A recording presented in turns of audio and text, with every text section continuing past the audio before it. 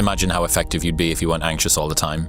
What have you come to learn about anxiety and dealing with it? Anxiety and stress are interesting. They're very related. Stress is when, like, if you look at an iron beam, when an iron beam is under stress, it's because it's being bent in two different directions at the same time. So when your mind is under stress, it's because it has two conflicting desires at once. So for example, you want to be liked, but you want to do something selfish, and you can't reconcile the two, and so you're under stress. You want to do something for somebody else, you want to do something for yourself. You don't want to go to work, but you want to make money, so you're under stress. So you have two conflicting desires. And I think one of the ways to get through stress is to acknowledge that, oh, I actually have two conflicting desires. And either I need to resolve it, I need to pick one and then be okay losing the other, or I will decide later. But at least just being aware of why you're stressed can help alleviate a lot of stress.